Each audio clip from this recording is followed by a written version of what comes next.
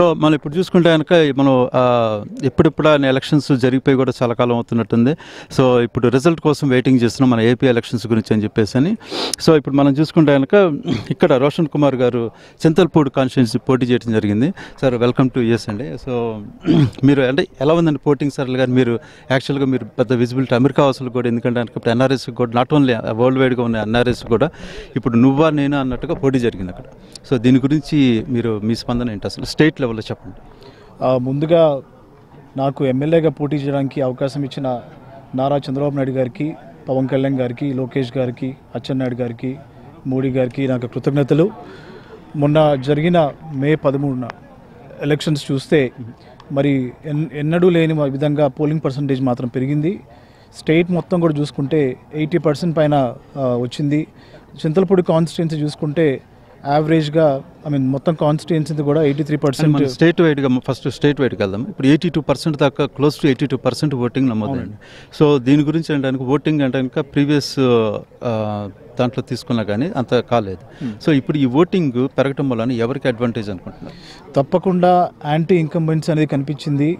ప్రజలు జగన్ని ఓడించాలని చెప్పి మరి పోలింగ్ స్టేషన్స్ దగ్గర క్యూలో గంటల కొద్దీ నిలబడి మరి వాళ్ళు ఓట్ చేయడం జరిగింది. తప్పకుండా పెరిగిన పర్సంటేజ్ ఇది ఎన్డీఏ కూటమికే ఇది అడ్వాంటేజ్గా ఉంటుంది, డౌట్ లేకుండా.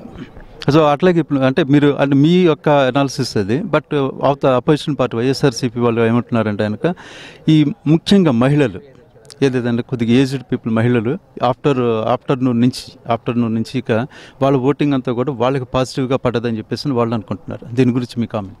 దాంట్లో ఏమాత్రం నిజం లేదండి. ఎందుకంటే నేను అక్కడ లైవ్గా చూశాను. మార్నింగ్ 11 దాకా కూడా వైసీపీ వాళ్ళు అక్కడ అరాచకం చేయడం స్టార్ట్ చేశారు, అంటే గొడవలు క్రియేట్ చేయడం చేశారు. మధ్యాహ్నం నుంచి కూడా ఓటింగ్ పర్సంటేజ్ చాలా పెరిగిపోయింది. ప్రభుత్వం మీద వ్యతిరేకత లేకపోతే అంతమంది వచ్చి చిన్నపిల్లలతోటి గంటల కొద్దీ ఉండి రాత్రైనా కూడా వెళ్లకుండా ఓట్ చేయడం అనేది అది జరగదు. తప్పకుండా ప్రభుత్వ వ్యతిరేకత ఓటు అది ఎన్డీఏ కూటమికి పడింది. అది అట్లాగే మనం తీసుకుంటే కనుక ఇప్పుడు ఎంప్లాయీస్ మెయిన్గా ఎంప్లాయీస్ ఓటింగ్ అనేది చాలా ఇంపాక్ట్ చేస్తుంది. ఎవ్రీ టర్మ్లో కూడా ఎంప్లాయీస్ ఓటింగ్ అనేది ఇతోడ ఎంప్లాయీస్ దగ్గర 500K ఓటింగ్ అని ఎందుకంటే అక్కడ దాకా ఉండి ఉండొచ్చు. సో ఎవరికి పడి ఉంటాయి అంటే వాళ్ళ ఓటింగ్ బట్టి చాలా కీలకమైంది. ఎందుకంటే ఆయనకు చంద్రబాబు నాయుడుకి ఆయన గవర్నమెంట్లో ప్రీవియస్గా వాళ్ళకి ఓటు చేయలేదు. మన ఎంప్లాయీస్ అందరూ కూడా ఏంటంటే టీడీపీకి ఓటు చేయలేదు. ఈ తడవ ఎలా ఉంటుంది వాళ్ళ ఓటింగ్? పోస్టల్ బ్యాలెట్ ఓటింగ్ చూసుకుంటే మాత్రం ఎంప్లాయీస్ అన్ని సెక్షన్స్ వాళ్ళు మెజారిటీ ఎన్డీఏకే వేశారు. ఎందుకంటే వాళ్ళు ఓపెన్గా చెప్తా ఉన్నారు కొన్ని సంవత్సరాల నుంచి కూడా వాళ్ళకి ఇచ్చిన మరి ఏదో ప్రామిసెస్ ఉన్నాయో అవి డెలివర్ చేయలేకపోయారు. ఎంప్లాయీస్ చాలామంది ఓపెన్గా ఓటేసిన తర్వాత నాకు పర్సనల్గా వాళ్ళు వీడియో కూడా పెట్టడం జరిగింది ఎవరికి ఓటేసామనేది.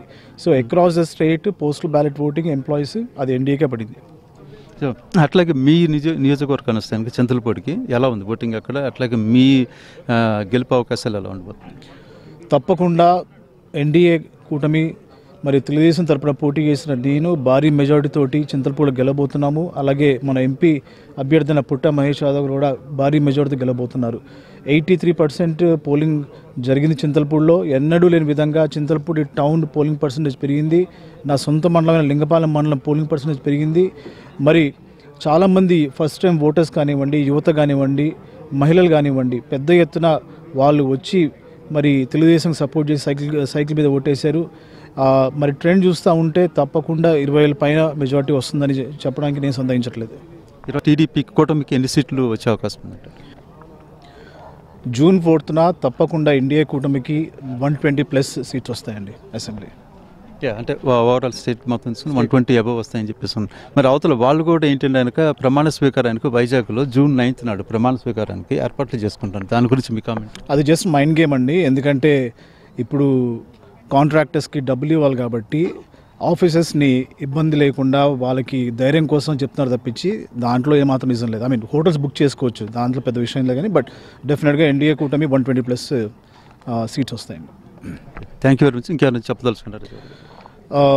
ఈరోజు ఇక్కడ ఎన్టీఆర్ జయంతిలో పాల్గొనడం చాలా ఆనందంగా ఉంది. ముఖ్యంగా మొన్న జరిగిన ఎలక్షన్స్లో ఎన్ఆర్ఐస్ సపోర్టు అది మాటలో చెప్పడం చాలా తక్కువ. మరి చాలామంది మరి ఆంధ్రాకు వచ్చి వారి కాన్స్టిట్యున్సీస్లో మరి చాలా బాగా పనిచేశారు. అటు పోల్ మేనేజ్మెంట్ విషయంలో కానివ్వండి, ఫినాన్స్ విషయంలో కానివ్వండి, ఎన్ఆర్వి ఓటర్స్ కానివ్వండి, ట్రాన్స్పోర్టేషన్ విషయం కానివ్వండి, ప్రతి దాంట్లో కూడా వాళ్ళు చాలా దగ్గర నుండి చేశారు. తప్పకుండా రేపు రాబోయే రిజల్ట్స్లో ఎన్ఆర్ఐస్ వాళ్ళ కాంట్రిబ్యూషన్ 50% తప్పకుండా ఉంటుందండి. మరి అదేవిధంగా చింతలపూడికి సపోర్ట్ చేసిన ఎన్ఆర్ఐస్కి నాకు కృతజ్ఞతలు తెలియజేస్తూ సెలవు తీసుకుంటున్నాను. So thank you very much అండి. సో ఇప్పుడు మనం చూసుకుంటే ఆయనకి ఇప్పుడు ఈరోజు ఇక్కడ ఎన్టీ రామారావు గారి జన్మదినోత్సవానికి రావటం అటెండ్ అవటం జరిగింది. సో ఆయన చెప్తున్నారు ఎలక్షన్ పోలింగ్ దాన్ని బట్టి వేసేసి మోర్ దాన్ 120 సీట్స్ పైన వస్తాయని చెప్పేసి చెప్తున్నారు. Rajasekhar Basavaraju from Washington DC.